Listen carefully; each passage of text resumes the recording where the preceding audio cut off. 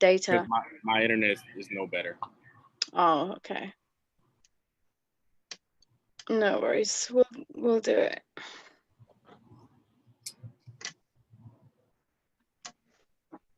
All righty, all right. All right. I'm just checking. Bear with me. All right. We're live right now. Yeah, I'm just checking. Yeah, we've gone live. There's two people. Okay, they're starting to come in. Good morning, guys. Welcome, Black Blockchain Investing. How you guys doing? It's King Risen, Azzy, and we're here talking to you guys with a weekly recap, weekly updates. I am somewhere in Florida right now. So it's a little bit different for me. I'm staying at this little hotel, just trying to make sure I get some content out to you guys. What about you, Azzy? Where are you?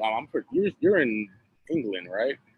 Yep, I'm still in the UK, although this weekend a lot of people are in Paris celebrating the World Cup victory.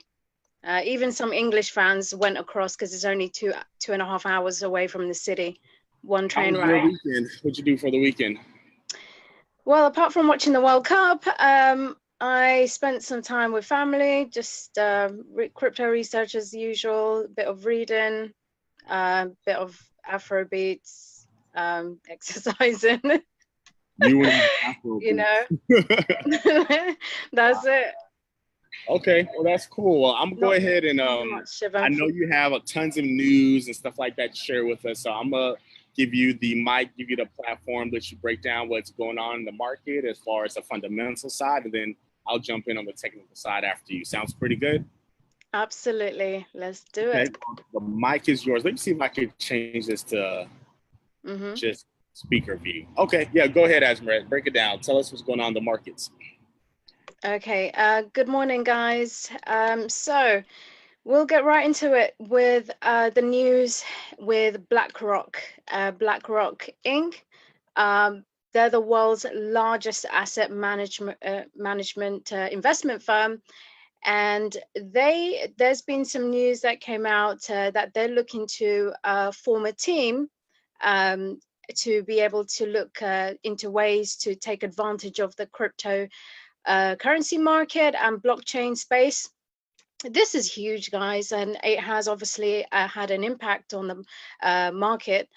And it's basically, I'll need to take you back to October when the CEO, Larry Fink, had basically rubbished cryptocurrencies, saying, you know, he's considered them as a vehicle for speculation and money laundering. So, yeah, it's a bit like that Jamie Dimon attitude, that you know, initial, you know, skepticism and even though Jamie Dimon's daughter was apparently, you know, into crypto, and also he decided to patent via J.P. Morgan some patents, blockchain patents. So we're seeing, you know, names that have started doing a bit of a U-turn, and you know, BlackRock Inc. It's huge. It's huge.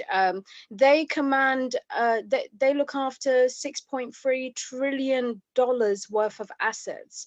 And the fact that they'll be reviewing the advantages, looking at the space, whether to invest in Bitcoin futures, also more importantly, and this is actually following on a trend of, you know, one or two big names going into the space and the others follow. They're reviewing what their competitors are doing with crypto and how this would affect their business. So eventually, sooner or later, we're seeing these companies that, you know, had a skeptical approach, had a skeptical outlook. Remember, this is before CME, CBOE had launched. This is back late last year when there were still some notable names that, you know, said, okay, this is just, you know, a hype. It's a bubble. It's going to burst. So the fact that they're doing these U-turns now suggests that the momentum, the snowball effect that's happening with the funds and companies and institutions and individuals powerful in the banking and the finance space coming into the blockchain space, and essentially giving themselves the go ahead to say, okay, come on over, like they're dipping their toe in the water and saying, oh, it's not that bad, come on over, let's go, let's get it. So there's leaders and followers, and the fact that BlackRock has made this move now, we have to prepare. We have to. I mean, we've been saying this for a number of months now, but this is literally the time where we have to prepare, because when they come in with their billions of dollars, it will literally be too late to take advantage of that initial wave that we'd be riding when they come in and affect the market in a large way. So this is obviously big news regarding them. And he also said that, let me take you back again to October. He said none of BlackRock's clients wanted to invest in it. That's why he actually said.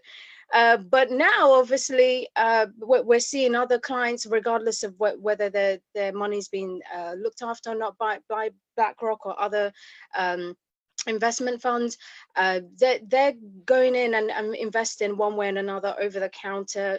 They're finding ways to be able to invest in Bitcoin and Ethereum, the top 5. But they still, the concern is obviously what we're seeing, what happened with the exchanges being hacked and lack of custodial solutions.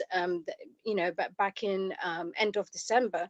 End of the year. Now that we're seeing developments coming out from Coinbase and other companies looking to come in from the banking and traditional finance space to be able to bring those custodial solutions, we're seeing more and more of this effect happening, and BlackRock is like, with their, think about their influence. It's not just the money that they look after, but the influence, the networks that they have.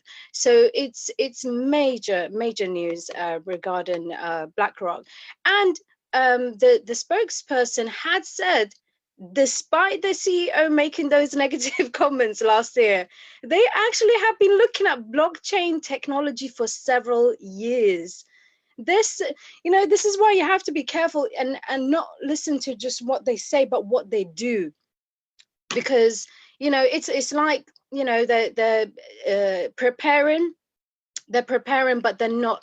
They're obviously trying to depress prices. They're trying to shake out weaker hands, but what we're seeing, sometimes contradictory things happening, and that's why we're wondering, when is the market going to reverse? When is it going to look at what they do and not just what they say? So that's key. That's kind of an indication of what they're planning to do. So and remember, this comes after, JP Morgan, Fidelity, CME, CBOE, amongst other big names stepping into the crypto space. So, when a large institutional investment giant such as BlackRock starts taking an interest in this space, what it does, it goes a long way into legitimizing digital currencies, and also it helps us to cement its position, its growing position in the global financial markets, because the share of that pie will continue to grow. We are just literally getting started. So that's the first bullish news. The second is in regards to billionaire Steve Cohen. He's the founder of Point72 Asset Management. Again, remember this trend of crypto funds being open. I mean, it started last year, but they're literally growing by the month. And he's jumping onto the crypto bandwagon as well, with his first investment in a crypto hedge fund with autonomous partners. Now, he's looking to do that through his private investment vehicle, Cohen Private Ventures.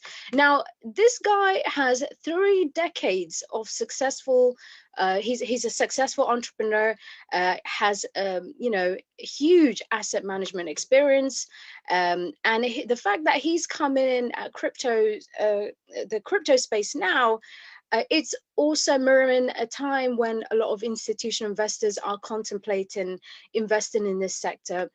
And the reason why he chose autonomous partners is one, this is quite interesting in my view.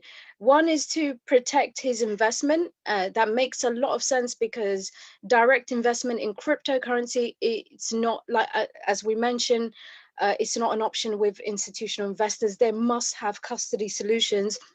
They must have insurance of any. We're seeing all these crypto exchanges being hacked.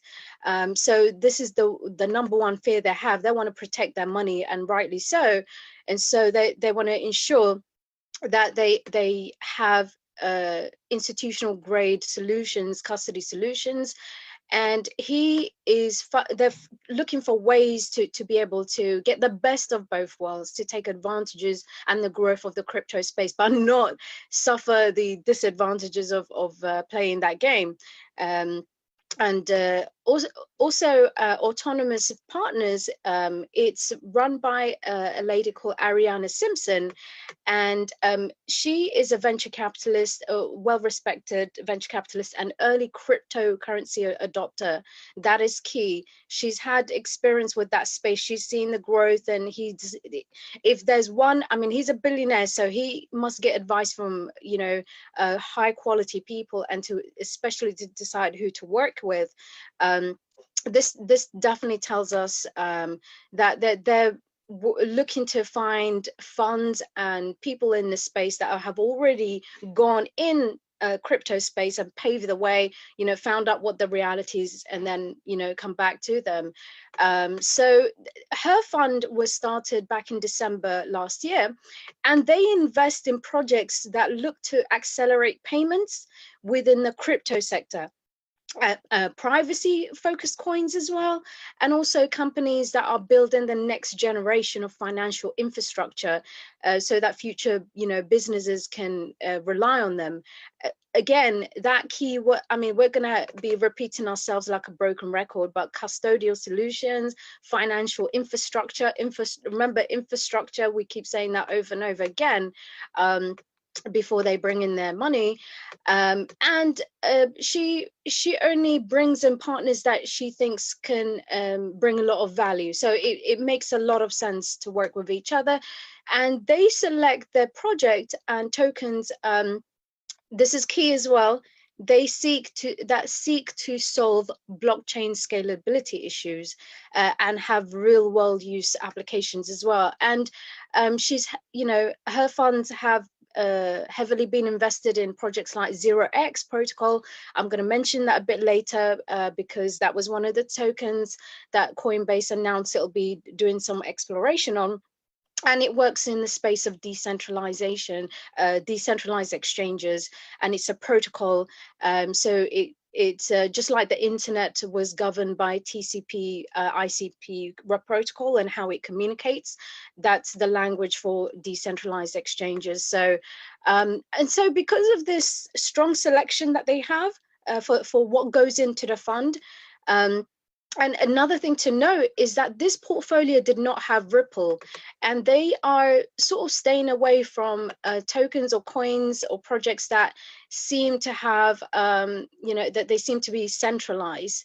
And I mean, majority-owned companies like Ripple, there's concerns, and I'm sure maybe you've heard in the news that they've faced several lawsuits from individuals that were, trying to say that it's classified as a security, and they have concerns that the SEC may classify it as securities over its centralized issues, centralization issues.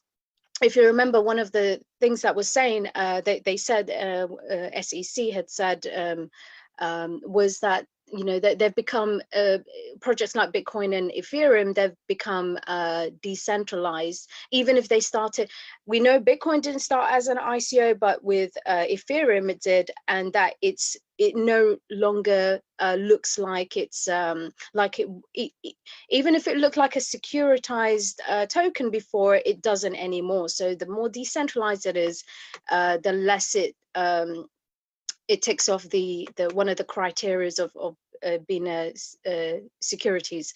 So they also the fund also invests in large cap cryptos, Bitcoin and Ethereum, and that's to maintain liquidity and to balance the fund out. Remember, I mentioned this previously in regards to asset allocation and position sizing.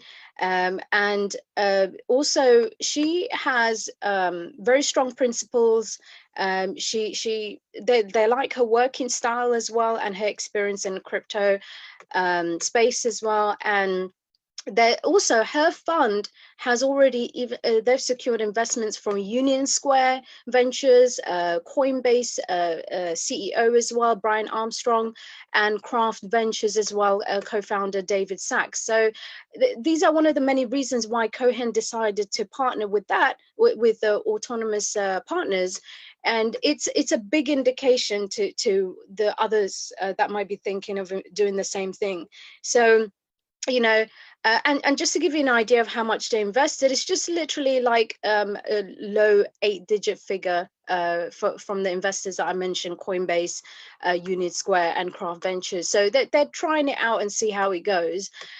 So, you know, it's not just these funds that are being started. If you remember, bigwigs like Goldman Sachs have been talking about setting up their own, you know, they're going into the space as well. And also, remember, with regulatory uncertainty and these wild price swings, is still put off, you know, there is still some level of reluctancy with institutional investors until these are set in place. So, you know, this is why we're seeing a lot of crypto focused, crypto dedicated hedge funds that have been, you know, coming up since last year. Their job is to act as a bridge between the crypto space and the traditional financial market. And that's where the money is and where it's going to continue to be when they bring in their billions. So, you know, and also it's the infrastructure is developing, and we've also seen the Swiss Stock Exchange also announcing custodial services as well. And also there was CBOE looking to what do you call it, ETFs as well. So and I'm gonna mention that later on as well, the date to watch, mid-August for a hearing, an SEC hearing, which I'll mention a bit later on. So, you know, with all of this activity happening right now in the crypto space, it's like it's literally just a matter of time that these institutional investors are going to come in and ride the next, you know, they're saying it's crypto 2.0. And the investments coming from big names, you know, we're hearing so many bullish predictions as well.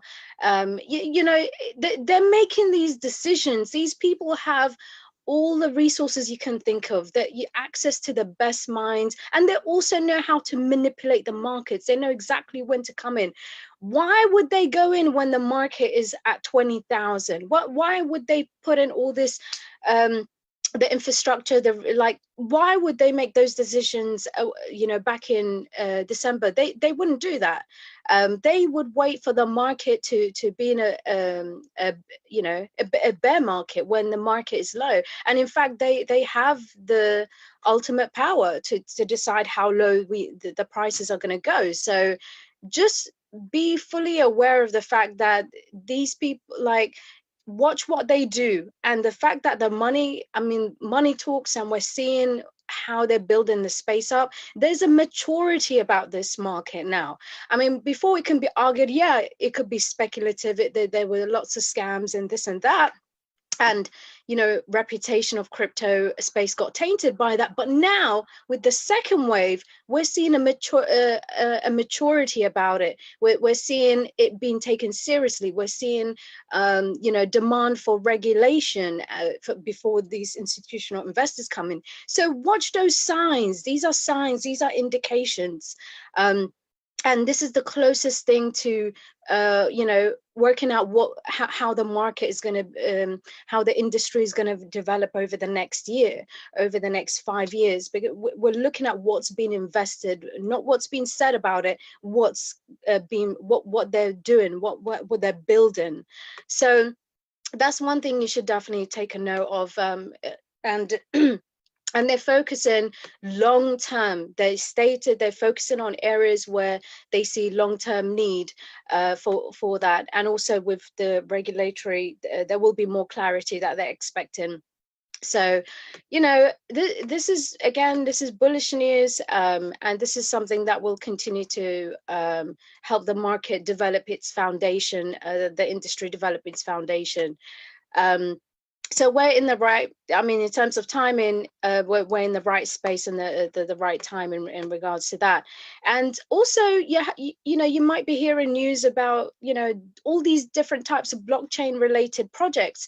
There's ones that track diamonds, cross-border payments as well, loyalty programs. We're seeing all this technology is literally changing different, is changing and showing different industries how to increase their efficiencies and how to decrease their costs. If you speak in their language like that, you can see how powerful this technology is. It's not overrated, because some people have concerns. Okay, maybe, okay, we keep hearing about this technology 24/7, but why we're not seeing it explode everywhere, it's because they're taking their time to do it right, to build this foundation correctly. And adoption, business adoption, consumer adoption, that will have to be organic, and it has to ensure there's at some point excuse me, at some point when regulation comes in, it will help to legitimize that space as well. So it'll go from being a wild west to more solid, legit space. So this is, again, bullish news. And Simpson herself, Ariana Simpson, she said the blockchain will be a long-term winner, even though right now it's quite small, because regulated, and also with the regulation concerns, they're still waiting for more clarity. So again, I keep saying this over again, but this is going to bring more legitimacy, more adoption. It will boost adoption rate and also boost prices as well through increased demand. So that's why I spent some time explaining that. That's massive news. And the next piece of news, I'm sure you at some point you've heard that Coinbase announced possible listing of Cardano, Basic Attention Token, Stellar, Zcash, 0x.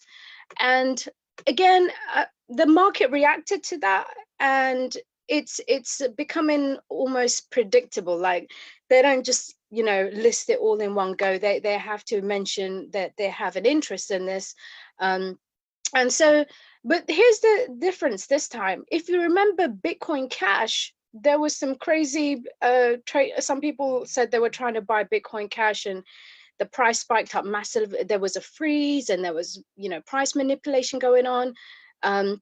So they were facing fierce criticism in regards to that. But this time, they made the announcement externally and internally to reduce the impact on market prices, but also to protect their reputation from previous allegations of insider trading. And they wanted to have more transparency, and this as you can imagine, those particular coins in themselves did the price did go up. That was to be expected, and they investors wanted to have to go in early before it gets listed on Coinbase, because there's still gonna be a price rise and a price boom when actual demand comes in. If these tokens get listed, so they're taking they're making putting in their stake now. They're getting in position. So and this, yeah, you have to understand with Coinbase as well, they have huge influence over the prices of the tokens that they list. Obviously, as we've all experienced, it's a lot convenient. It's a convenient platform to buy. However, there's the concerns about fees. But it is so easy for the ordinary person, a first timer, to just hook up their credit card, debit card with it and just buy the cryptos for the first time. So it's a great way to increase adoption. So we're definitely going to be seeing more of these ERC. We know with Ethereum Classic as well, with that being listed, that's already given us an idea of where they're going with this. But the fact that they'll have, hopefully, ERC20 tokens, so 0x and BAT. The fact that they'll be listed, hopefully, is good news. So also, they disclosed that they intend to acquire licenses needed for them to list assets classified as securities. So that's quite important as well. Here's the thing, though: even if these coins get listed, it all depends, again, jurisdiction by jurisdiction. So they're only going to launch assets that are complying with local law. So you may have one state or a couple of states that comply, and they'll list it there, but it won't be available on others if it doesn't comply. So it may only be available in certain places around the world. So that's another thing to know. And I was thinking, why would they be doing this now? Why these 5 tokens, but why now?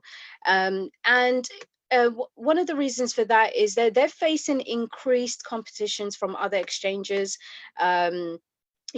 Especially with OKcoin, they've started to offer their users ability to buy Bitcoin with fiat, but with a less fees. That's definitely, I mean, they're going to be facing more of these, especially on transaction fees, because that's been a major concern with most investors. Also, increased trading options as well. So that's another thing. Also, demand, like, their users are I mean, they trust Coinbase, but the market is bearish, and they need to give as much flexibility and choice to their users. Otherwise they'll go elsewhere.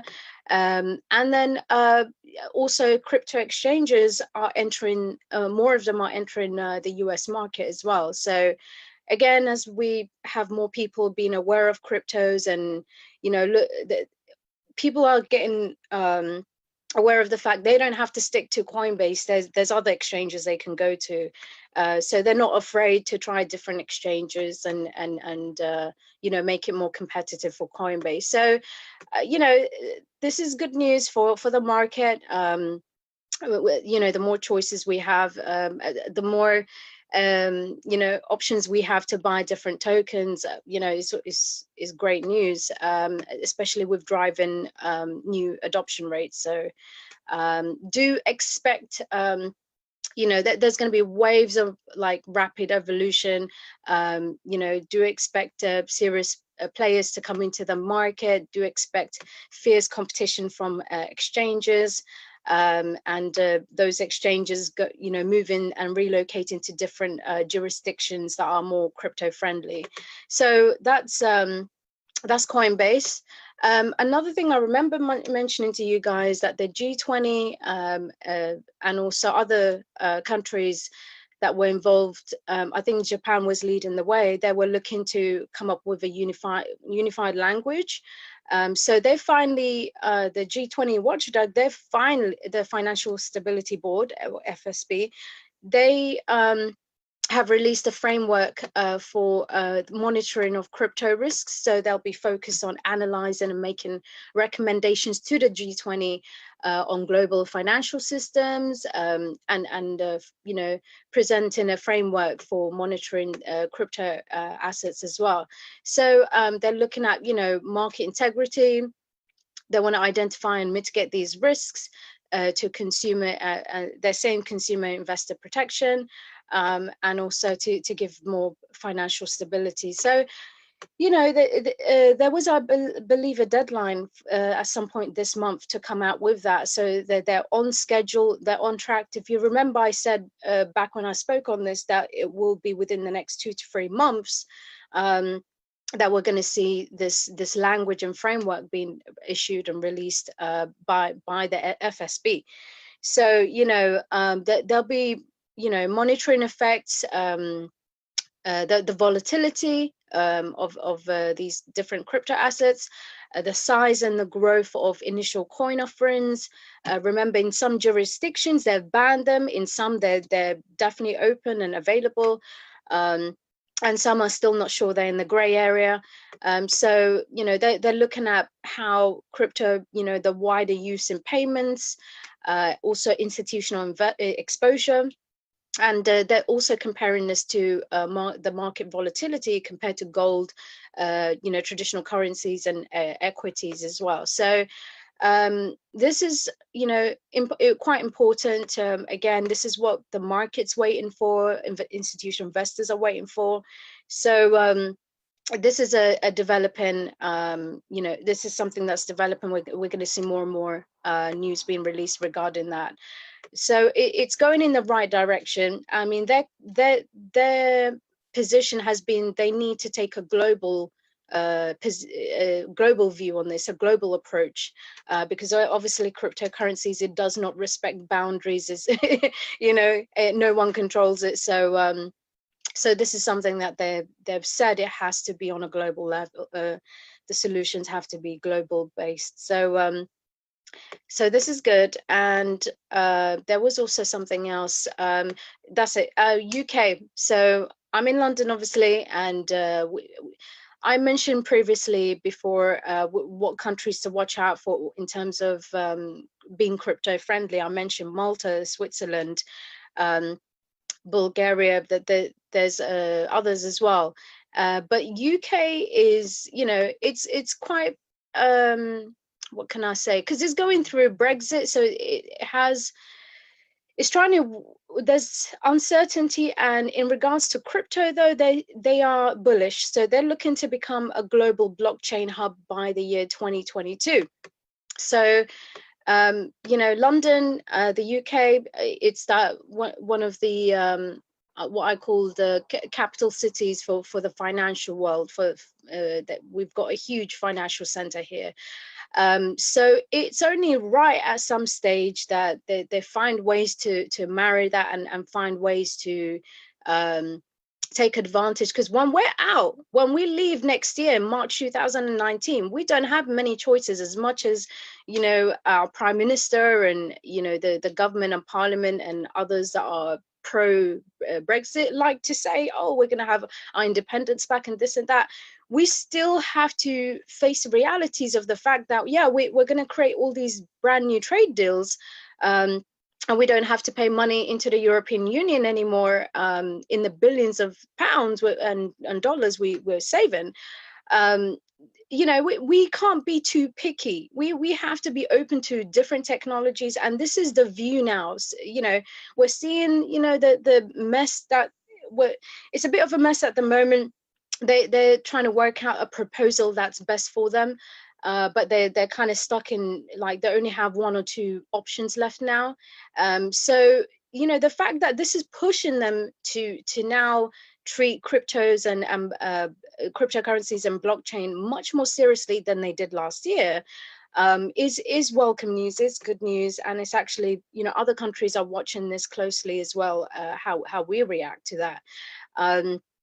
And you know, they're coming out with oh my goodness, this is quite a lot, but they've like got 225 companies, 170 investors, like 20 tech hubs, think tanks, 10 incubators and accelerators, to the UK blockchain industry. That's going to be crucial.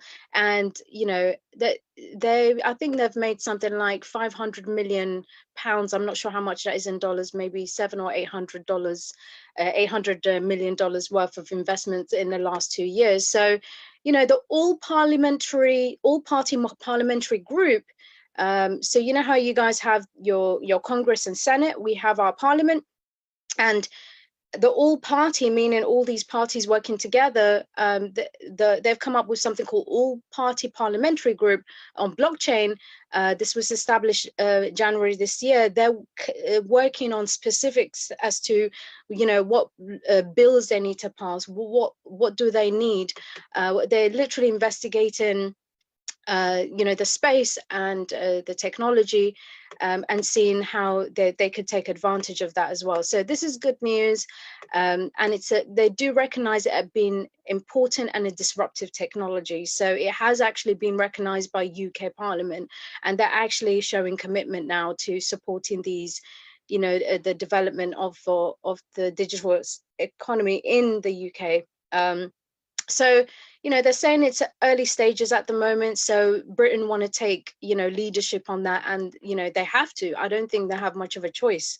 So again, that gap between the two worlds of traditional finance and crypto economy, that's they're looking to close that slowly. So it makes a lot of sense. So and this is just, it's not the UK as well. There's a lot of European countries taking the lead on that, and Malta right now is leading the way. It's the best one in terms of crypto, the environment, and in terms of regulation and the infrastructure. That's the best place to be right now. So that, I mean, I can literally go on, but there's a lot more. There's a lot more, and yeah, that there's more news I can mention. But how are you? Are you still there? You know what? I'm listening to you, getting all this good stuff in. I can literally go on. You guys don't understand. An hour, half an hour, 45 minutes is not enough. It's not enough. You're right. So much to cover, so much to discuss. Oh man. So I guess it's my segment now. What time is it?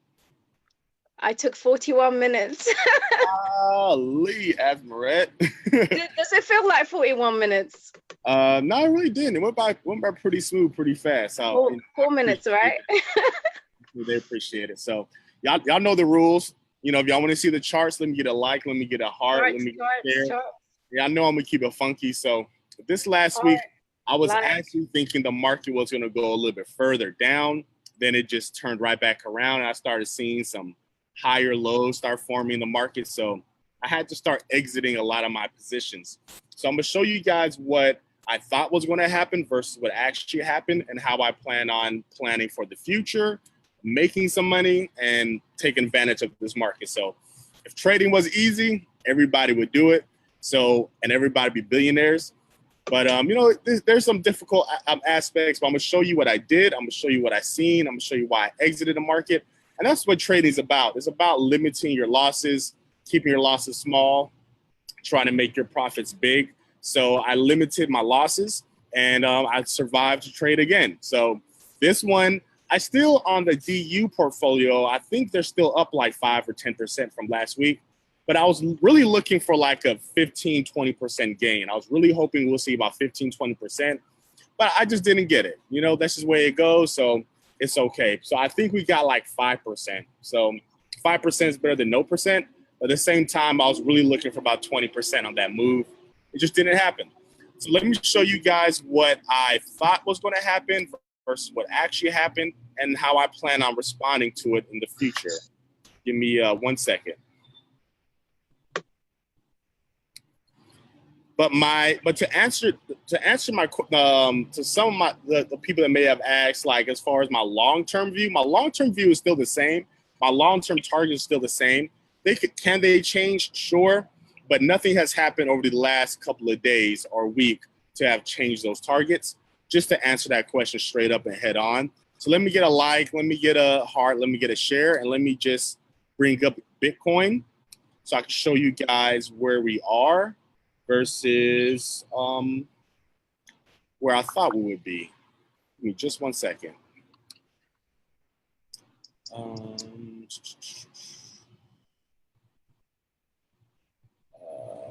Let's see.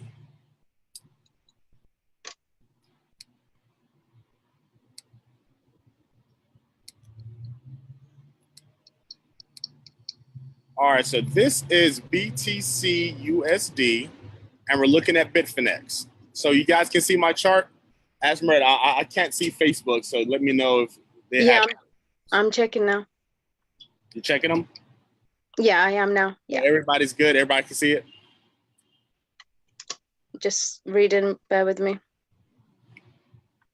Make sure everybody can see it, because I know I'm at this hotel and the Wi-Fi is a little funny, so I'll make sure everybody's good. Everybody good? Asmered. Yeah, I'm just waiting. I'm just waiting for their response. But you can see my chart, right? Yeah, I can see it. Yeah. Okay, well, if they can't see it, then I'm sure somebody will say something, but I'm just going to keep it moving forward. Okay, so this black line right here, guys, is... Yeah, they're saying they can. It's okay, cool. So this black line is, and again, support and resistance isn't a black line, it's more of a zone. So, but I'm just using this black line just for example purposes. So you can say this line between 6,500, 6,800, that was support and or resistance for Bitcoin. So we came through here, we blew through it, touched the zone, we went back up, we came down here, kind of held, went back up, came down here, we bounced, went back up. So we accept that this zone has some importance. This red line is a trend line. This is the upwards trend. We went up, bounced, went up, bounced, went up, bounced again, went all the way up, came back down, bounced, and we bounced again, and then we finally broke it. So we agree the black line and the red line means something to us. All right, cool. Since then, we went in this downwards trend, right? Now, this is a bullish breakout formation, but the breakout wasn't all that clean, and it didn't happen exactly ideally. But nonetheless, this formation, when you go down here, where you start making lower highs and lower lows in this particular diagonal, then you're going to eventually get to the apex, and then you're going to break out. So this got down here, and we broke out, right? We went back up to $6,800. Now, at $6,800, that's also the black line. That's also that 0.786 fib, and we're still below this red trend line. So with this rejection, now you have to keep in mind, we don't see any of this. All I see at this time is this, right? So I see this red candle. Let me see. Okay, so I see this red candle right here. So we're starting to sell off and reject from this black line. So that's a sell signal. So we get in our sells and we come all the way down here. So this is when I started actually closing some of my positions, because I started saying, okay, this isn't working out, because if we're selling, we should, and as you guys remember my last video, because we have to be accountable, we have to be transparent, to be fair, I was thinking we're getting back down, we're going to retest this $5,750, $800 level, because that would make sense to me. We came down here, went to the top, we came back down here, retested the bottom, in a sense, forming a double bottom, and then we could have seen like, 7,000, 7,400, and so on and so forth. So that made sense to me at that time, but hey, guys, it didn't happen. So what happened instead, we sold off, and then we turned right back around. So I had to start closing some of my positions, because this right here has the makings of potentially being a inverse head and shoulders. So an inverse head and shoulders, what that means is that the bears push down, they get tired. Their bears push down really hard, they get tired again. And they push down again, and then they're pretty much out of gas, out of steam. So then what happens is that they get back to this neckline. This black line is the neckline. It breaks the neckline, retests the neckline around $6,800, $6,700, then shoots back up. So Bitcoin has if we start trading above $6,800, we have the potential to go back up to $7,300, even as high as $7,800. So this right here changes the short-term outlook. So we have an opportunity to go from 68 to 78. So that's about $1,000. Okay, cool, that looks great. But does that change the long-term view of Bitcoin? Well, let's take a look. Let's take a look at the weekly chart. What am I doing? Let's take a look at this, or better yet, let's take a look at the monthly chart. Let me just put this out. So if we take a look at the monthly chart, this is log view. We take a look at the monthly chart, and as you can see, it doesn't, if we go back up to $7,000, it really doesn't change anything. If we go back up to $7,800, then that might be considered a, if we close the monthly chart above $7,800, then we have a potential for a pattern reversal. If we get back up to $7,800 and sell back down, and depending how this monthly bar closes, then we're back into a bearish continuation. So this is the way that I see the monthly chart. I see the monthly chart like this. In fact, let me just erase this. So I still see the monthly chart like this. We formed this little bearish pennant on the monthly chart. That's still the way that I see it. So, and everybody knows that with a bear, well, not everybody, but it's accepted with a bearish pennant. What you're going to see is a move like this. You range within the pennant, and then you'll see the equivalent move down here. So you'll take the distance from the top of the pennant to the bottom of the pennant. There's the flag, quote unquote, if you want to call it the flag, but it's really not a flag, but we can call it a flag. You'll take the it ranges within the flag, it breaks down, and then it continues to sail down the distance of this, 1-to-1. It's a 1-to-1 move. So if you did that, you'll get around $3,000 on Bitcoin. So are these patterns absolute? No. It just has a probability.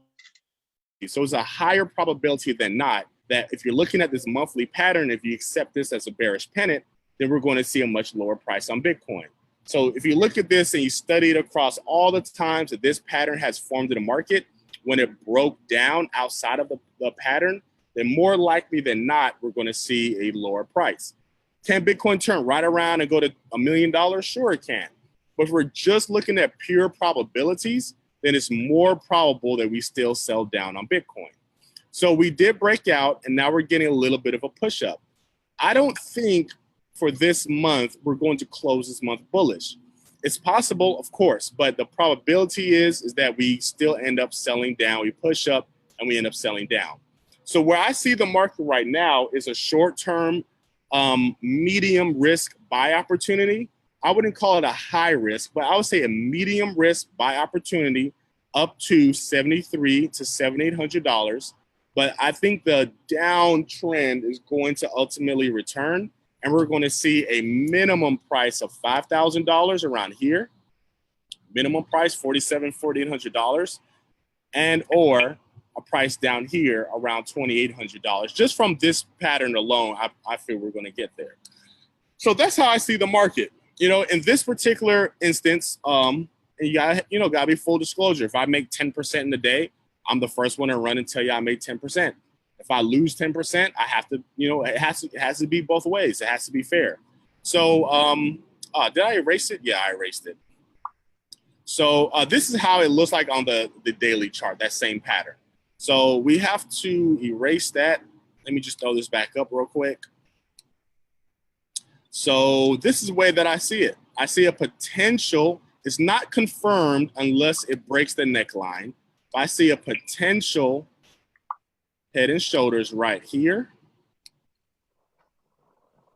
And again, if we break above $6,800, I think that would serve as confluence. I will also look for some volume confluence as well to see that volume supports it. And then if we break above 68, then yeah, 7,300, 75, 7,700, all the way back up here is back in play. Right where we broke down from this structure, all of that is back in play. You have to put it back in play. You have to put it back on the table. you know, right where we had this big breakdown from this initial structure right here of this price bar, and we rejected. So yeah, all of that is back in play, and we'll start working our way back up. So right now, I'm gonna be a little meek, and I'm just gonna watch the market play out. I'm not gonna rush into anything right now because, you know, if one thing didn't work out exactly the way they wanted to, you know, take a step back, reevaluate everything, reassess everything, take everything off the board, put everything back on the board, and see where the market will go. So yeah, I was really looking forward to a deeper sell. I really wanted this $57.50, $800 to retest and form like a really good double bottom. And you can even make the argument we may have seen that double bottom right here at this area. We had a 57.55, then we came back and retested and worked our way back up. So that's a fair assessment. But I really thought we were going to get back down to that level and then work our way back up. So that didn't happen. We're back at 6,600 bucks. And if we break 68, $6,800 level that I'm watching, that will give us confluence, potential confluence for 73.75. But I'm still bearish on the market. In order for me to get bullish on the market, we would need to close this month above $8,000. Really about eight. It doesn't even have to be this month. So you could really say I'm bullish on the market above $9,000, where I'm like bullish, long-term bullish. But anything under $9,000, I'm still long-term bearish. So if the market was to turn around and close above $9,000, then yeah, you have to go long-term bullish. That's a very unlikely event. It's anything and everything's possible, but it's a lot less probable for us to get above $9,000 and continue to buy up. So not financial advice, but listen though, I want you guys just to pay attention. Those are levels I'm watching. And we're already at $6,600. So 68 isn't very far. So if we break above 68, and if you guys pay attention to this right here, we have this zone right here. So I'm really big on fractal clusters. I believe this says a lot about the market. But whenever you see price kind of, go up and down within this little range, that tells me something about the market, and we see a big breakout. So if you look at this cluster, and you just expand it all the way across, they're really still right there. I'm outside. I got ants crawling on my arm and everything. So let's take the top of this cluster right here. You see, when we were inside of this cluster, the way we broke out with conviction. And when we got back to this cluster, we kind of broke down with conviction as well. Not all in one bar, but we broke down, and then we ranged back in and broke out with strong conviction. Now we're kind of back in. So in order for us to get out of this thing, we would need to see the same type of volume come into the market. So again, I'm still looking at this line right here at the 1,600 bucks. We break above there. It's possible we make it to the top of this cluster. That's $7,400. So it's very well possible that this cluster acts as resistance. We catch price around this 7,400 bucks, and we sell back down. So this zone right here, you can think of it as mud or quicksand. It's slow. It's gonna take price a lot more volume, a lot more interest or disinterest in order to get us in or out of these zones. So anything above that $7,400, really $77, $78 at least, then I think price is going to fly up a lot easier, and get into even $9,000 would be a lot easier. Anything below here, then we're going to be much lower. So again, you guys can see with the break of this bottom of this cluster with this large bar here, and then we had another rejection here. I was thinking, hey, we had some sell opportunities. But when I was looking at this at the smaller time frame, we bought up and we sold down, but then we had this long wick up. And that was a little eerie for me, a little cryptic. I said, okay, we didn't close down here. We closed up here where the wick is like the same length as the body. So that lets me know that the buyers are starting to sneak in. Then we had this indecision candle. Then we had this reversal candle. And then we started selling up. Buying up. And then you can see even here on this time frame, we still had like a little price action pattern here. So this right here is, you wait for these pennants to break out, and then we broke out towards the upside, and then we are continuously buying. So that's where we are. I don't like buying in a bear market. I like selling in a bear market, and I like buying in a bull market. You know, it's the classic saying, you know, the trend is your friend. You want to trade with the trend. So if I know we're in a bear market, I'm looking for selling opportunities. But in these last, what was this? Last month, it hasn't really been that great. You know, we really haven't, it was really like a scalper's market. Even if you got in here at the last breakdown this was a month ago, and when the price was $6,500, if you held it, you're actually running negative at $6,600. So it really wasn't a swing trade. What I should have done was scalped this little last month. I should have been a scalper. Should have just scalped this market. But I really thought we would have had a good swing trade opportunity, so that didn't work out. So what I'm going to do moving forward is I'm gonna scalp this market. I'm going to start looking for a lot shorter trades. I just don't trust the market right now. You know, even if we break up, I'm gonna look for very minimum moves and just capture some gains, because I think the market is moving just a little choppy, a little indecisive. So we'll see. This head and shoulders should get us back to $7,300, but I'm not gonna bank on that. I'm gonna take some small little gains, some small little bite-sized moves out this market until things starts to move a little bit smoother for my liking, at least my taste. So that's what I'm looking for right now in this market. We break above 6,800, we're moving up. We bounce from 6,800 and we break this fractal zone, we're moving down. So that's where I'm at. CryptoAzzy. Yep, sounds good. Can you pull up VEN, please? VEN. Ben Chain? Yeah, VChain. It's for J.A.R.V.i.Z. He's trying to understand the way the pattern is forming so he can counter it. Yeah, VChain's having a rough time. I think I did VChain before. I don't know why VChain hasn't really bounced that much. Let me see. Yeah, because Derek is trying to understand it. Derek who? J.A.R.V.i.Z. Hope I said that right. He's trying to understand the way the pattern is forming so he can counter it, is what he said. He wanted you to pull up VEN on BNB on Binance, but I think you're using trading. Yeah, I have it on Binance. Okay. So here's VChain or VenChain, whatever y'all want to call it. Like this black line right here was pretty much strong support for VChain, and we broke that strong support. So see, here's the trouble that I have, guys, with going long in crypto, is that we're still below critical support. So it's very hard for me as a person, a technical analyst, someone that looks at price, to go long-term bullish when we're below critical support. So you see where price was right here. We broke up, we retested almost with this wick down here. We kind of formed a lower top, like each top got lower, lower, lower, lower, lower, lower, and then we finally broke down through the bottom. So the entire market, so this is how it goes. This is what's in play for VChain, is that it's allowed to come all the way back up here. I mean, we could see VChain back at $2.24 completely, but it doesn't violate this downtrend unless we start getting back up here. Like in order for me to say VChain is bullish, I need it basically at $3, you know, because anything outside of that, I mean, VChain could false break and then sell right back off right here.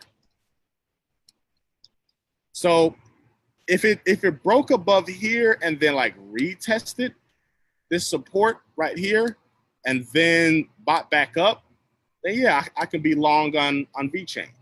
You know, at the very minimum, short-term long on VChain until we start making higher highs, you know, fairly consistently. But everything on crypto is still bearish.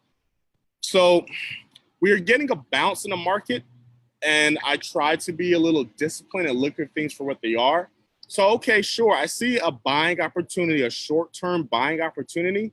but I just can't get bullish until we're at least above $3. And then we retest that $3 and then we want to buy some more, then I could be bullish. So, you know, is that $3? No, I'm sorry, $2.24. And that's basically the minimum.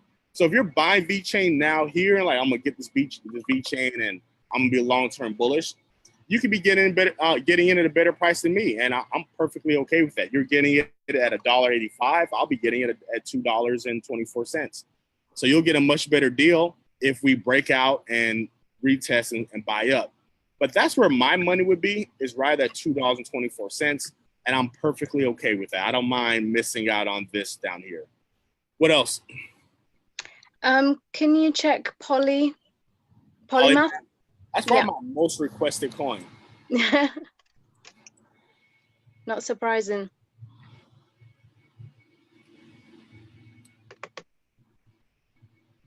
Oh man, I can't read that. Let me see.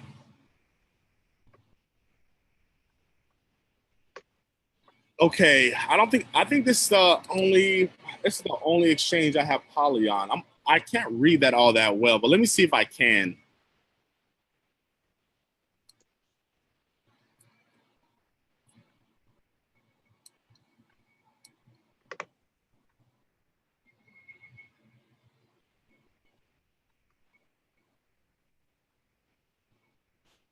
Yeah, I have very limited data, but let me give this thing a crack anyway.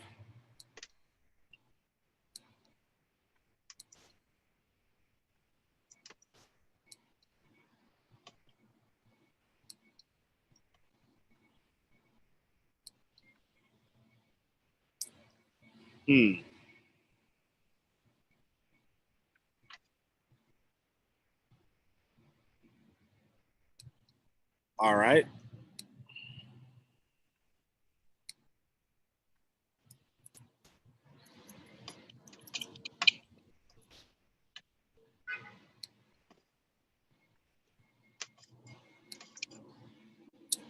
Yeah, so with Poly, very similar. I mean, much like the rest of the cryptos, we've seen a bullish bounce or push up in price. I really don't like what I have plotted out here. I mean, I have this black line as support, where we kind of did a little bit of, and this isn't ideal either, where we had like a same level lows, lower highs, had a fake out breakout right here, and we broke down and we sold down. So this black line is the best place where I can offer support. So we broke out over here, and the support resistance line, this black line, this 0.618 fib, wasn't all that respected all too well. So if I was trying to play Poly with the information that I have right in front of me, like honestly, truly, I really wouldn't be bullish on Poly until we got above 44 cents. I know that doesn't sound all that appealing for a lot of people.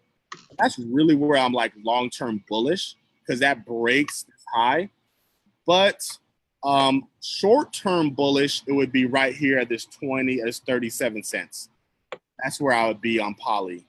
Short-term bullish. If we break above that 0.618, then we can get to maybe 39 cents, maybe even retest 43 cents. So we're in an area pretty much all across crypto where we're either going to break out or we're going to turn back. Let me see what Bitcoin is doing. Give me 1 second. Mm-hmm.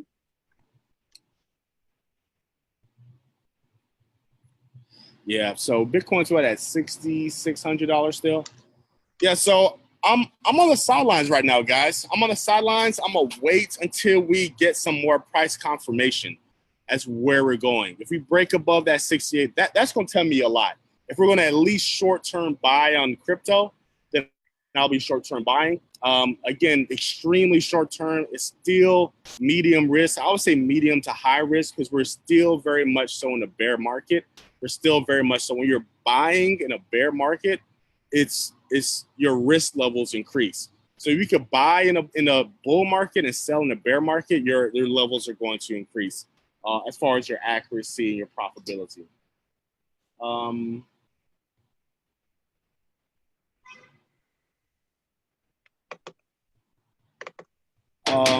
What else we got? Syndicator. I don't know if I have syndicator. CND. Oh, No, CND. I have it. Give me 1 second. The Oh, that's syndicate. syndicator, CND. CND is the ticker. Oh, I'm sorry. I'm sorry. I thought you kept saying C, but I kept thinking S. Okay. No, I don't have it. CND. Charlie November Delta. Oh, I do have it. Yeah. Thank you, CryptoAzzy. Syndicated. Bitfinex. Yeah. Okay, that's not useful. Hold on.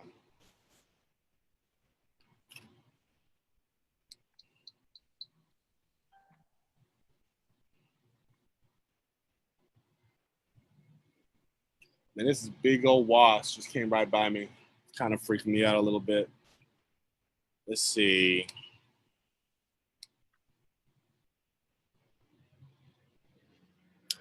All right. Syndicator is pretty much the same thing with Bitcoin. We have this. See, Syndicator actually did what I was kind of hoping Bitcoin would do, but it's all good. Let me see. So we have this line right here. That's pretty much resistance for Syndicator, this red line. So anything above this red line for me is bullish on Syndicator. That's where I would be long-term bullish on it, at least medium-term bullish on it. Is right above that. What does that put us? 3 cents? Yeah, that's where I would be bullish on Syndicate. Right above 3 cents.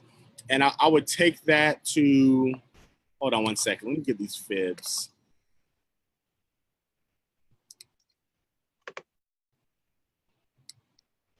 Yeah, so I could take that to maybe 5 cents. That's where I would take it to. Let me see. Short term. Let me look at some short term fibs.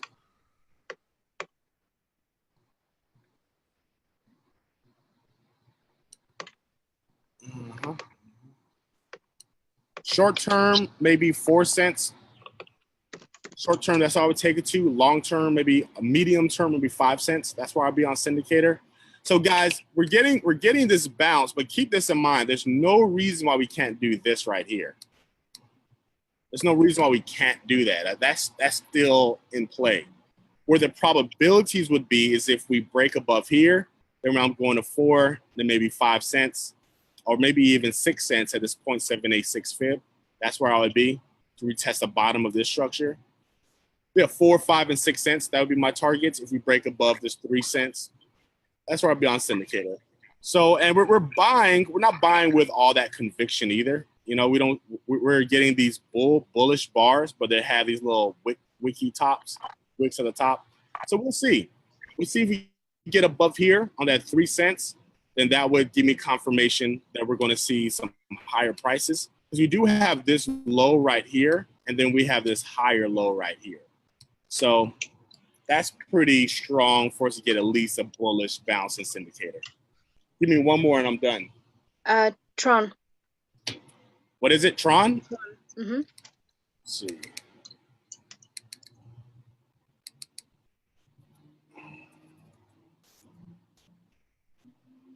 Let's see.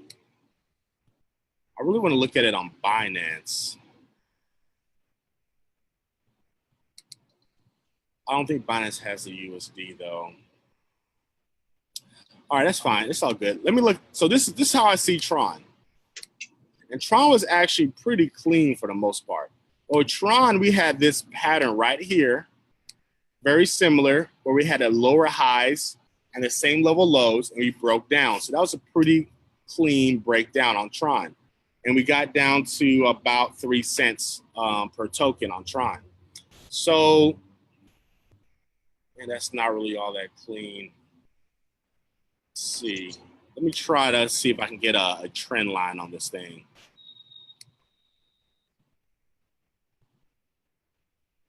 Yeah, I mean, I would have to use a little bit of an imagination. if I could see this on, if I could see it on Binance, it'd probably be a little bit cleaner.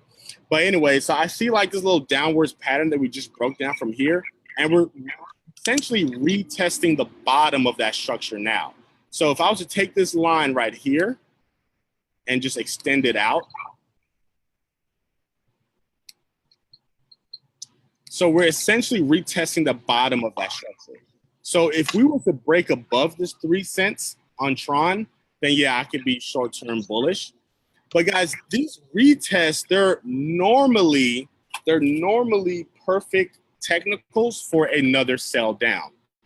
But I'm not going to put anything past crypto right now because the last few breakouts that I had didn't work the way that I wanted them to work out. So I'm just going to be very patient right now in this area, and I'm going to see what price does.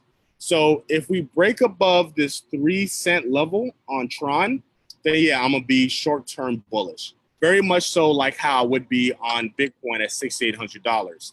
However, if this level is respected, because again, we did try to break above this level in the short distant past, and we failed it. So we've come here and we retest and we fail. And we'll know this week. We have turnaround Tuesdays, and honestly, turnaround Tuesdays hasn't been all that turnaround. Turnaround Tuesdays went from turnaround Tuesday to turnaround Thursdays, and then we had some really good activity over the weekends. So with that being said, we're going to wait. Well, I'm going to wait at least. I want to see if we get above here on Tron, or if price respects prior price action, gets here, and then continues to sell down.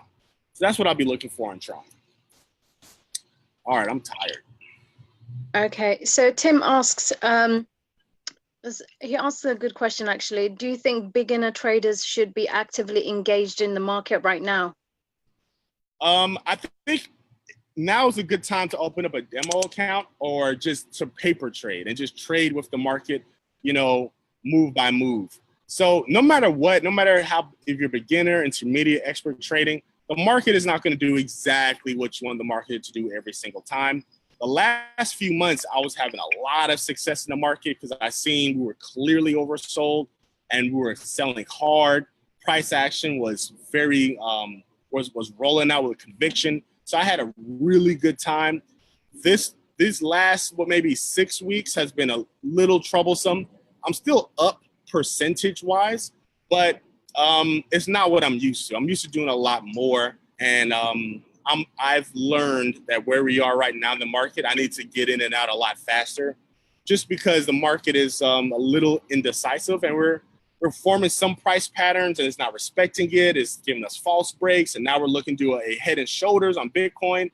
And honestly, I'm not really sold that that's a honest head and shoulders. So I'm taking everything with a grain of salt right now, and when whatever it does and whatever it decides to do, I'm gonna take little bites out of it until we start to really flow again. So as a beginning trader, I would say paper trade. I would say, look at some stuff I do, do your own research and just, play trade it to see how things work out and see how this market turns out. So nothing has happened within the last month, 2 months where it would change my long-term view. So I'm still long-term bearish. I just have to be until price shows me differently. And in that interim, we're just going to take small little bites, small little moves, and kind of just baby step our way until things are a lot more clear long-term wise. Okay, and Nikki Shine, well, it's 2 questions she asked, but she goes, how many are people, I think it's a spelling typo, but how many people are losing at this game so far, and how much of a risk is this cryptocurrency situation? How many people are losing? I have no idea, Nikki, to be honest. She's written it as the word money, but I think it's an auto spell or typo. I think that's what she's trying to say. How many people are losing at this game so far? Well, just depends on when they enter the market. Most people, what I found out, enter the market about the highs. So most people who have entered cryptocurrency are actually down in value.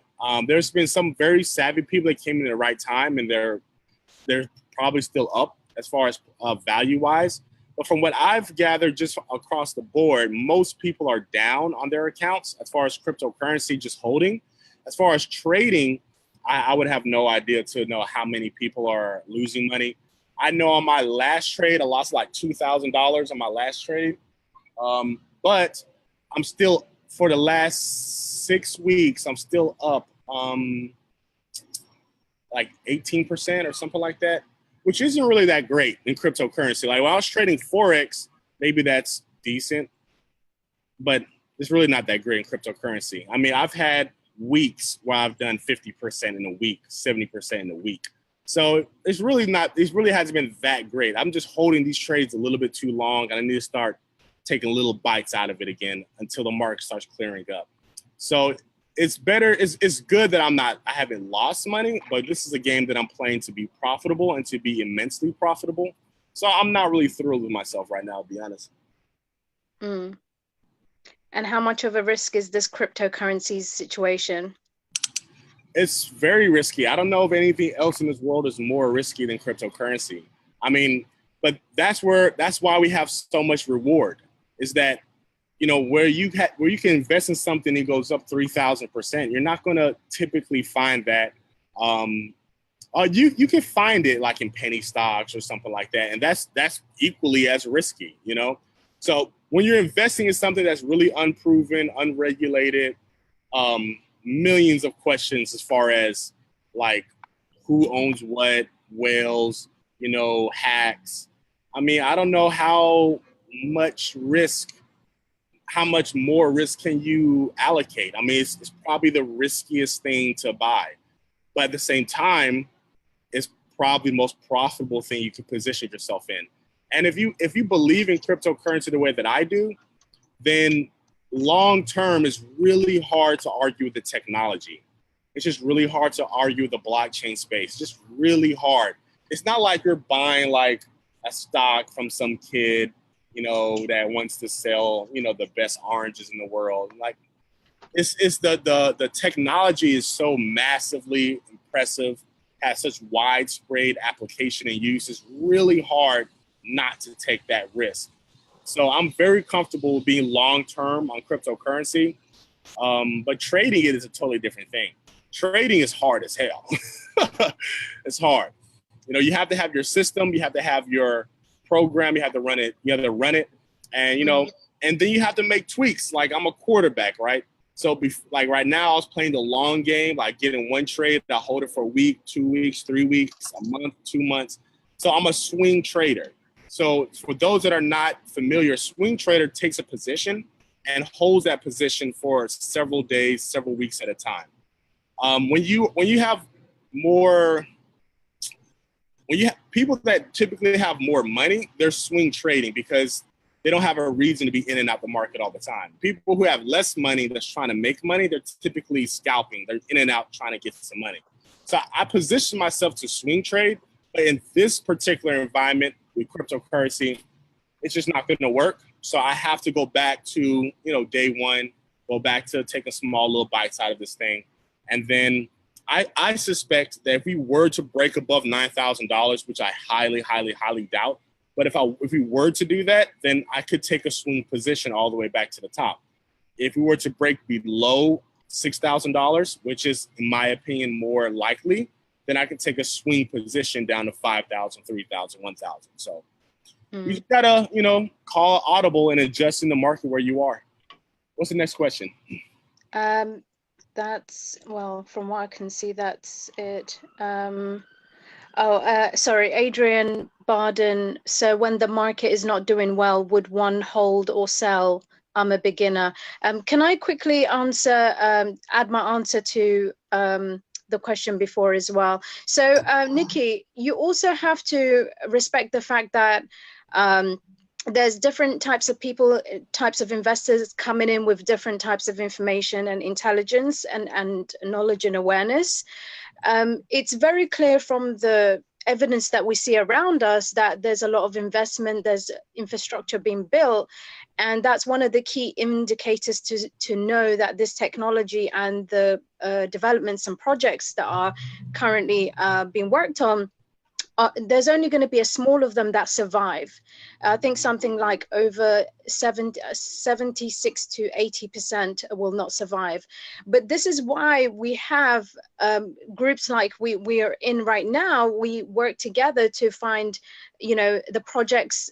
We do thorough research on them to give us the best chance. We don't know what's going to happen in the future. There's no one in this world, regardless of how much money you have and how much info you have, no one can predict the future. And one of the wisest, Ray Dalio, one of the wisest investors and managers, had said, yeah, you have to prepare for anything. So it's best if you make, take small positions, make sure that the money that you're willing to invest is something that you can afford to lose. It will not bankrupt you. It will not give you sleepless nights. It's not going to, starve you or your family. The money that you are going to spend on cinema, on drinks, on whatever, that you don't even think twice of throwing 200, $300. There's people that do that. It's not just nightclubs or strip clubs or whatever. There's people spending money, sometimes money that they don't even have. So use that small money that you can afford to lose, money that you would have spent on treating yourself or disposable income, into doing something called dollar cost averaging. So take consistent position, invest a consistent amount of time over a period of time, and regardless of what happens in the market, you're going to be in a position where you've accounted for that. It will mitigate some of the risk. So this industry, yes, is risky, but it's the fact that it's developing all the time. It's a new frontier. And these projects that are coming out, especially on the supply chain, they're looking to solve real world problems, and they've got value that they're offering to different industries. So we just have to see the evidence around us and know it's not equal to gambling. If you're literally if you put all of your money that you can't afford to lose into assets that and the technology and coins and development projects that you hardly understand, that's a gambler's mindset. We're not here in Vegas trying to throw our money and win it big in one coin. This is why you got to diversify across different coins. You got to make sure your positions are affordable and small, and that you can afford to invest a little bit over time.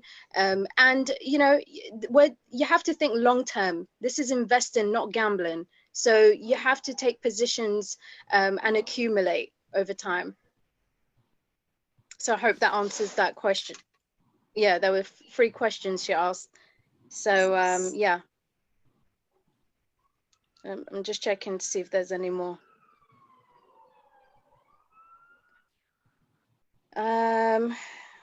Yeah, sorry to interrupt. With Adrian Barden, so when the market is not doing well, would one hold or sell? I'm a beginner.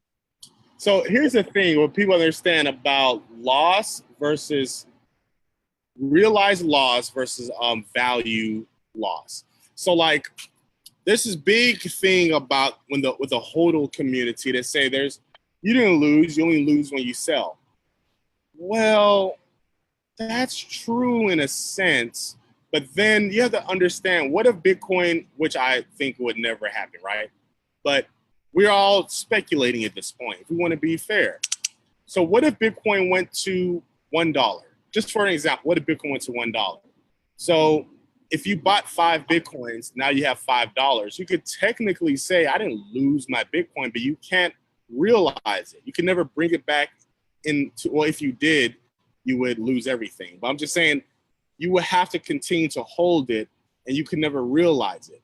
So the argument on her side, I understand where she's coming from, is that if it goes from $20,000 to $6,000, then that's a substantial move. Like I totally get that. And if you don't have the long term, if you got into Bitcoin and you don't have that long term perspective, where you believe Bitcoin will be $1 million coin, a 6-figure coin in the future, then I can see where she might feel like it's a quote unquote a loss. So indeed, it lost value. But for you to solidify that loss, that's when you bring it into the market. But time is the most valuable asset. So if you're holding something and you're not alive for for you to realize that recovery and that for that growth, then did you lose? Are you still just holding until the asset appreciates again? Like you have to understand that there's that time factor. So yes, in a sense, you don't lose until you sell, but time is a factor. So if Bitcoin doesn't recover and I'm 90, I'm in my grave, then then did I lose? Maybe I should have put it towards like my kids or grandkids or something like that, right?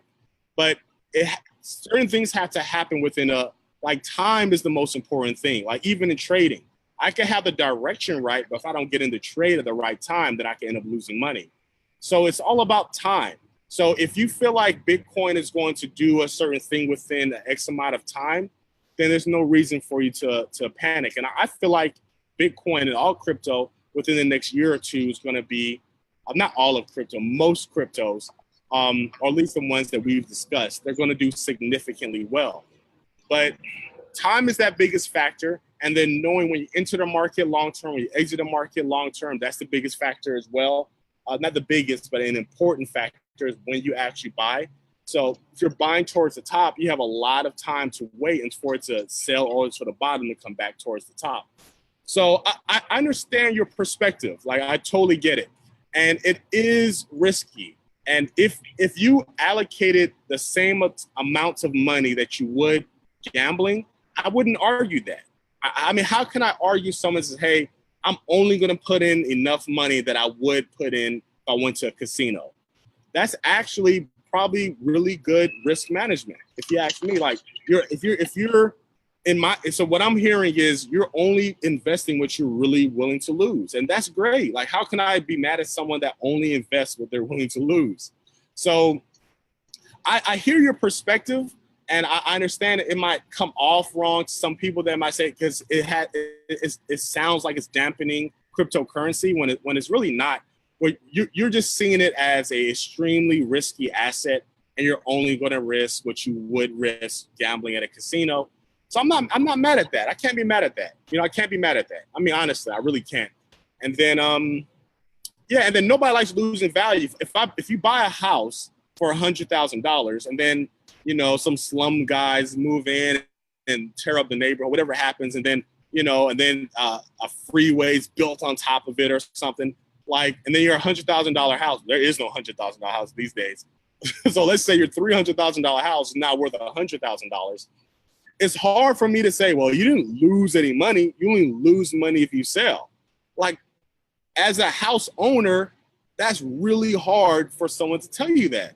Like how can you, like, I just lost 200 grand. That's what you're thinking in your head. Like, and then for me to come, no, you didn't lose it. You still have your house. It's just not worth what you bought it for. So I get your perspective. I don't think you're taking a crap on cryptocurrency. I just feel like what you're saying is that from the top, it was a significant decrease in value. And it really feels like you're losing money. I get it. But I can only reinforce that cryptocurrency isn't like the housing market. It's really, really fast. New developments, every single day. Like literally, I get probably 15 notifications a day from different articles and things that's happening. And ultimately, I feel like that's going to affect the space in a positive way. We're going to be immensely bullish. But I empathize with your sentiments. If you got in late or got in towards the top, like, it's sucky right now for you. Like, I get it. It's sucky. I mean, who wants to buy something for $20,000 that's worth $6,000? Who wants to buy something for $15,000 that's worth $7,000? Like, I get it. But I can only reinforce and encourage that, hey, this isn't like a car. This isn't like a house. Yes, you did lose some value. But if you stick with it, and I know you probably heard this for the last 4 months, people saying stick with it. And the last 4 months, the only thing you've seen was price go lower, lower, and lower. And in my view, I still think we have lower to go. I think you'll be pleasantly surprised within these next 3 to 6 months where cryptocurrency is. So I hope that helps. I hope that helps. Just be patient. Be patient.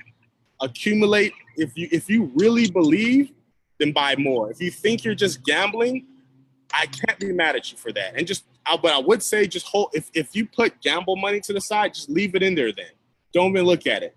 You know, if you don't want to buy more, don't buy more. I'm advocating for people to always buy cryptocurrency at strategic levels. But if you don't believe in it, I'm not mad at that. And because the reality is, guys, I'm going to tell you, everyone listening to this is kind of like on the inside. Like we're like the insiders. Rather we're making $1 million or $1,000, we're really the insiders. So if I walk out to a grocery store right now, ask them about Bitcoin, they're not going to know about it. So as the insiders, we have the first movers advantage, so to speak. So some of us will understand that and some of us just won't. Some of us are like, man, I'm so tired of my portfolio going down. Like I'm sick of it.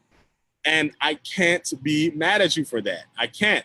And a lot of people, if we do get this big discount, which I think is coming, they're going to sell because the pain is going to be too much to bear. So all I can try to advocate and all I could try to push for is if and when that pain does come, keep what you have. This is not financial advice, but listen though, keep what you have and spend your gambling money. Say, hey, this is $100 I would go to casino with. This is $100 I would go out to eat at some restaurant that I really don't care about, you know, that don't serve my people. That's probably taking my dollars and improving their communities. This is $100 I was going to give to them. Let me just throw this at this crypto thing. I heard CryptoAzzy talking about this corner of that. Let me just throw it over there and see what happens. And then don't worry about it. And I think that even if you have that approach where most people, when they start getting excited about cryptocurrency again, Bitcoin needs to be $15,000, at least 10, at least 10. But really, when you start hearing people talking about cryptocurrency again, Bitcoin's gonna be around 15 grand. That's when people start talking about it. And even at that point, it's not late. You know, even at $15,000, you buy Bitcoin, it's still a pretty good investment in my view. So if that's you, if you need to wait until Bitcoin is $15,000 again, don't let nobody make you feel bad about that. Don't let nobody villainize you for that. Don't let nobody tell you you're stupid or you're wrong about that. You know yourself. You know what you can tolerate. Don't put yourself in a situation where you're missing sleep, you have anxiety, your stomach hurts, you're stressing out because you're listening to CryptoAzzy, because you're listening to AKing Risen. Like, I keep listening to these guys, but I can't sleep. Like, your peace of mind or your sanity is worth more than money. So if you need to wait until Bitcoin is 15 grand again to get back in, then wait. Because the rest of America, that's when they're going to get back in, when it's 15 grand again. Yeah. We're going to try to position a little bit better than that. But if that's you, then it's nothing wrong with that. You're not a bad person for that. If you need to see this thing show you that it's bullish, then don't let nobody make you feel bad about that. Yeah, at the end of the day, decisions you make for yourself and your family, you're the one that has to, you know, be responsible for. But just to add to that as well, the amount of times people have all like it's a record you know, like a record broken. If I had the chance to invest when Google was starting up, Apple was starting up, Microsoft was starting up, Amazon was starting up, do you want to live like, I guess you have to answer that question yourself. Are you really committed and really of the mindset of an early adopter, in the sense, if someone's giving you this information in the here and now saying, look, this is what I think, we don't know, we can't promise anything or guarantee anything, but this is where the market is and this is where it's expected to go, are you going to take that small risk of being involved or stay out of it and take no risk? It all depends if you're conservative, you know, or you have a moderate approach, aggressive approach. But if you take a small amount of money that you were going to invest on, or you know, throw on something that's not going to, you know, build a future, then you know you have to be the one that says, okay, I got $100. I've spent it on rubbish before, but this is something that could truly work out if, you know, all these evidence suggests so. You know, am I going to really lose sleep over $100 and given the chance that this might be, you know, the most transformative technology? And, you know, to look back and then say, okay, I had that chance and I took it, is way better than saying, you know, I wish I had that chance. I personally, I can't be one of those people. I wish I had that chance. I said that when I first got involved in crypto, I did think I wish I knew about this when the price was low. But then I came with an attitude like, actually, I know about it now. What am I going to do about it now? My power is in now, present. So you have that Talk power. that CryptoAzzy. Talk that CryptoAzzy. You have to come from a mindset of you have to empower yourself. Don't say to yourself and be fear led. Like that's what the market wants you to do. Anytime you're led by fear, they win. They win. That it's all psychology at the end of the day. But if you look at the evidence being presented in front of you, this is, you know, if you were in a court of law and the evidence is stacked up in blockchain favor, um, crypto favor, yeah, it's risky, but everything has a risk to it. It's And, you know, and, and here's the reality of it. Cryptocurrency fundamentally has been bullish since November of 2017, since the price has been declining. The fundamentals have been bullish. Granted, there have been some hacks, some little things like that, not little, but the infrastructure has always been improving. So if you just would have been in 2000, and I don't think you guys remember, in November 2017, everyone was calling for a 60,000 Bitcoin. At minimum, everyone was calling for a 50,000 Bitcoin, at minimum. So yes, the news and information we're giving you is bullish long-term, fundamentally and technically, bullish long-term. But had you listened to the same people, you would have been buying Bitcoin at $18,000 and you would have been losing money all the way down. So this is transcendent beyond me, transcendent beyond CryptoAzzy or anybody else. If you have to allocate your level of confidence. So on a scale of 1 to 10, if you're confident in cryptocurrency is like a 3, then there's a dollar that's associated with that 3. Maybe it's $500, maybe it's $1,000. If it's a 10, maybe there's a dollar that's associated with a 10. Maybe it's $10,000, maybe it's $20,000. So you know your financial situation, and maybe you should have like a little quiz, like, okay, I heard these things. Let me do my own due diligence. Let me look at some YouTube videos. Let me read some books. Let me study this blockchain. You know, don't be a passive, like just casual, you know, gone with the wind investor. Like really look into it and see what you think. And then say, okay, from everything I've heard from other people that I trust and I think is credible, everything that I've researched, everything I watch, I'm about a 4 on this cryptocurrency stuff. Maybe I just put in $1,000. Maybe I just put in $2,000. That's fine. And if you could sleep with that, then you're participating in the market. You're not fearing of missing out. You're not worried about your money, whether it goes up $100 or down $100. You're just in the market and you just can move on with your life. And then if you hear some other stuff, you're like, you know what, this cryptocurrency thing was a pretty decent investment. Let me throw an extra $500 in. I'm just giving you guys just vague numbers. I'm not telling you specific things to do. Like, I know everyone wants Lambos, but guys, having a Tesla is pretty nice. Having a Mercedes is pretty nice. Having a BMW is pretty nice. Having an Audi is pretty nice. Those are nice cars. You don't need a Lambo. Maybe just having a nice Audi is nice.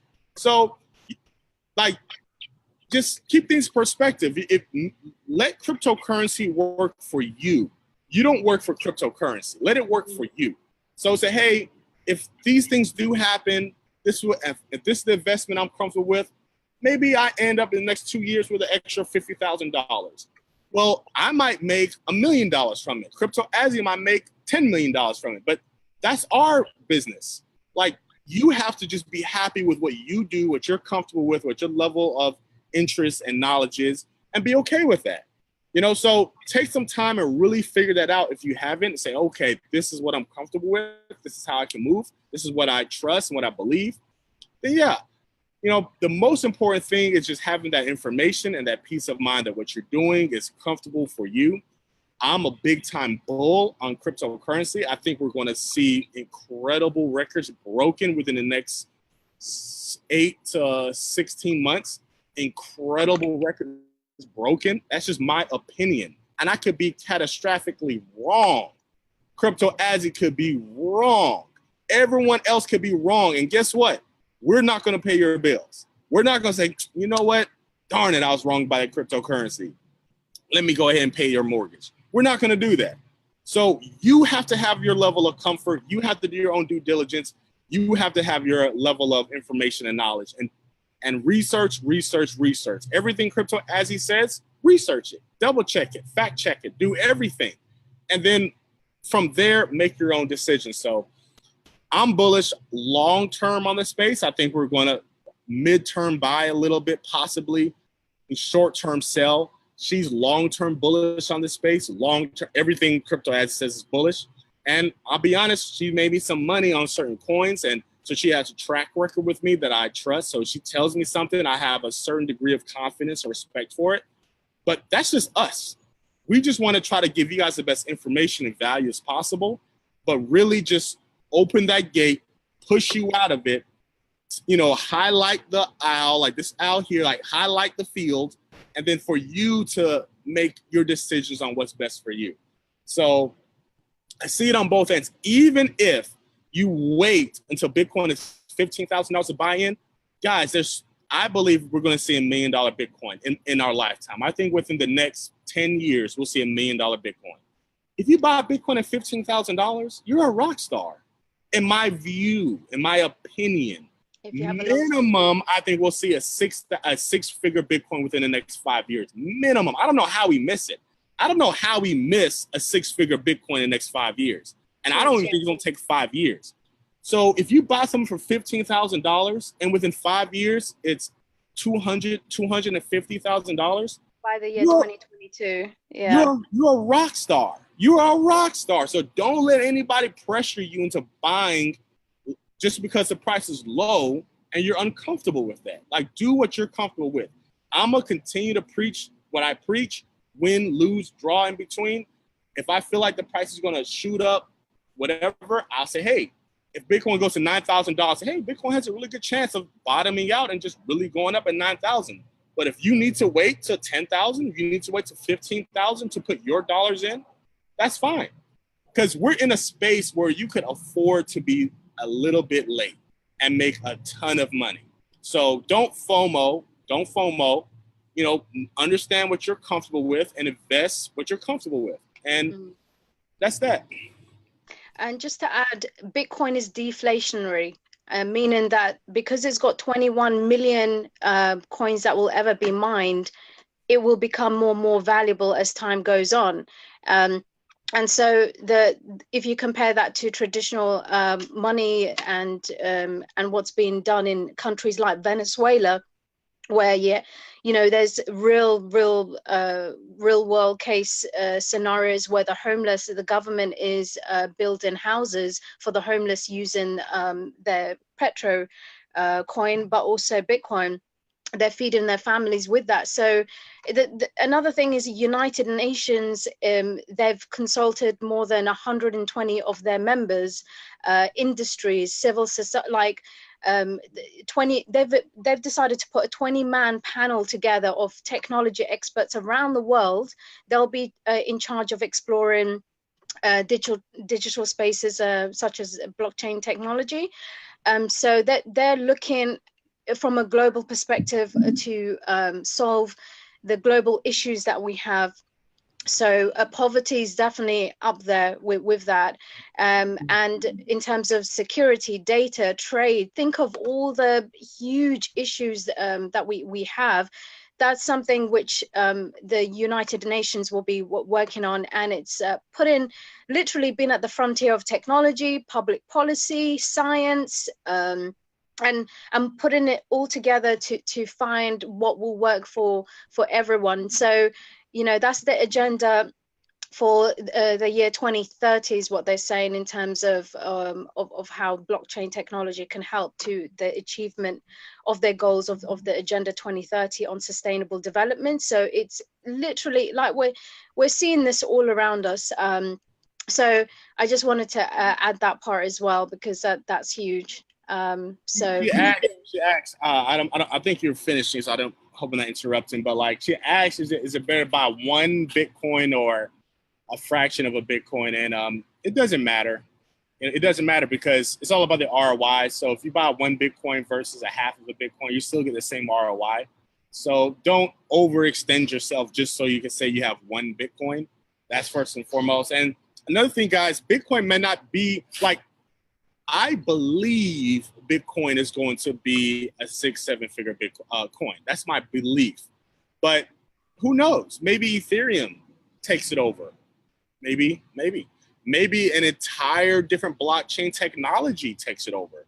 I'm here at this little meeting.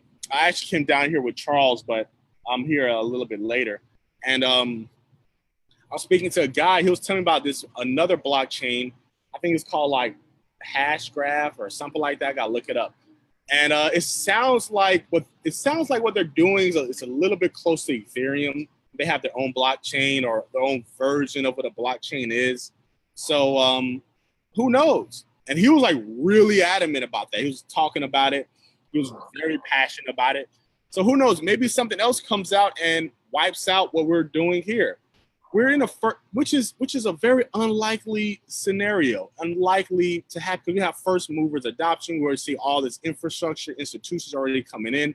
So for something like that to happen is extremely unlikely, but unlikely things can happen. So invest what you're willing to lose, invest what you're willing to lose, invest what you're willing to lose. Do your own due diligence, do your own research. I've done a pretty healthy amount. CryptoAzzy has done a million times more research than I have. Like, this is what she eats, sleeps, and breathes. And through us, we feel pretty confident, even with the black swan events that may occur as far as something else popping up or something being hacked or something being banned. Like, we feel really good. We're in the right space at the right time with the right people. So we're not really stressed about it. But you haven't walked, and she also asked how long we've been doing this. CryptoAzzy's been researching cryptocurrencies forever, and I've been following her lead as far as the fundamental side. But what was I saying? So we have that level of comfort. You know, we're comfortable knowing, okay, this is what it's going to do. And people who are a lot smarter than us are even more excited about the space. And when I say smarter, I say that with a grain of salt because we're really smarter than most people in this space, all things considered. But people that has put a lot of money and time and has early moving advantages, they're even more bullish and more optimistic about this space. So people that we look to and pull inspiration from, they're even more optimistic. So we have a lot of positive reinforcement, about what we're doing is the right thing. So it's really hard for us to be told differently. But that's just us, and we're going to give you that. And I think that the more that you learn and just be objective, like let's say you like CryptoAzzy because she's funny and she has the accent and everybody likes her, right? But take all that off the table and just listen to what she's saying and then do your own research and just like, let me not be biased or partial or anything. Let me just look at the numbers. Let me just look at the facts. And if you guys do that, you know, regardless, let's just say you hate us. You hate both of us, right? You just take the raw information and research it. You're like, you know what? She did tell me about this custodial accounts. You know what? She did tell me about interop. Oh, you know what? She did. And it'll all start to kind of come together. And if you're and if you have a pretty high sense of probabilities of what may come in the future, it's really hard for anyone to look at all the facts surrounding cryptocurrency and say it's not the future. It's really hard for you to say that. You know, it's just really hard. So, and if you can, I would love to have that discussion where we can have a healthy discussion as to where you've researched everything. You're like, you know what, cryptocurrency and blockchain technology is in the way. I would love to have that conversation. So do your research. Just look at the pure facts. And I think you'll be even more excited about the space that you're in. We've almost done 2 hours. That was intense. That was amazing. So guys, I'll leave you with this. So the most important date coming up in the next month, middle of August, is the SEC hearing on Bitcoin ETFs. Now, what's interesting is that the SEC has denied every application for ETF market entrance for the last 8 years. If they approve the CBOE, which it should be expected to, because the CBOE has met the requirements set forth by the SEC, it is likely that we're going to see it.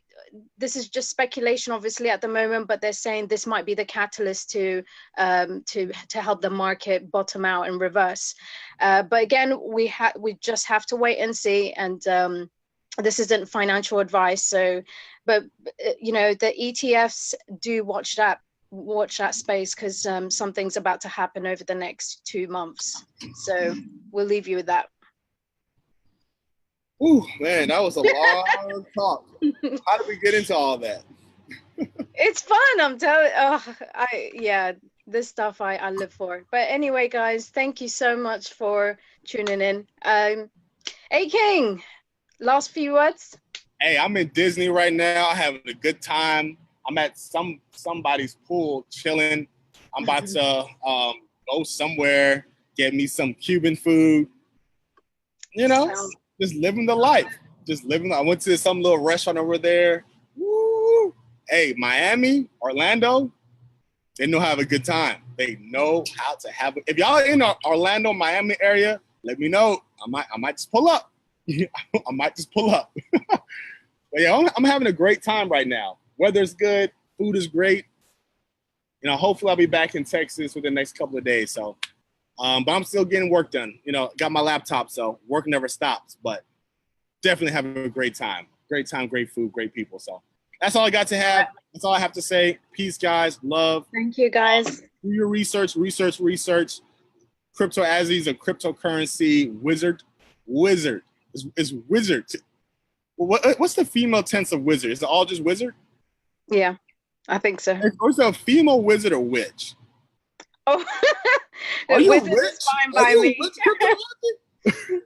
I'm not sure about crypto witch. I think that might have been taken by someone already, but CryptoAzzy is fine. A woman can be a wizard, right? Yeah. Okay, all right. So she's the crypto wizard. So if you're too lazy to do your own research, no, I'm just playing. But this was fun. We should have these conversations more. So I really appreciate the commentary. It doesn't all have to be one direction. Like, yeah, crypto. Yeah, I mean, I like the objections. I like the disagreements. That's how we grow. It doesn't someone's. And here's another thing, people. Just because someone has a different opinion doesn't make them bad or wrong or stupid or anything like that. So I like having these disagreements. I like having these things come up because we all learn, we all grow, we all benefit from it. So I really appreciate you for bringing that up. And if anyone else have concerns when we do the next video, let's talk about them. We can just talk about them. Don't be embarrassed. I know everyone is in love with crypto, so we don't always want to speak out against it. But if y'all have those concerns, let's just talk about it. So we work through them, see if we can figure out some solutions. Or maybe we might agree with you. Maybe say, you know what, that's a good point. Maybe we should be more cautious here or cautious there. So we can learn from each other that way, benefit from each other that way. And the end result is going to be a better product for everybody, a better experience for everybody. So always bring your questions, always bring your concerns, and let's just continue the path of education, love, and enlightenment. So I'm done. Peace. Hey, CryptoAzzy, we need like a tight little sign off. We gotta do something when we sign off. What we're gonna do? What do you wanna do? Honda or something. What we're gonna do? Oh yes, yeah. Nah, we can't do that. We gotta do something way harder. Like I gotta like cyborg you or something. Gonna do that? We'll figure it out. Next time we'll have a cold sign off. Y'all gonna see. In the meantime, I'll just do my salute, guys. Peace.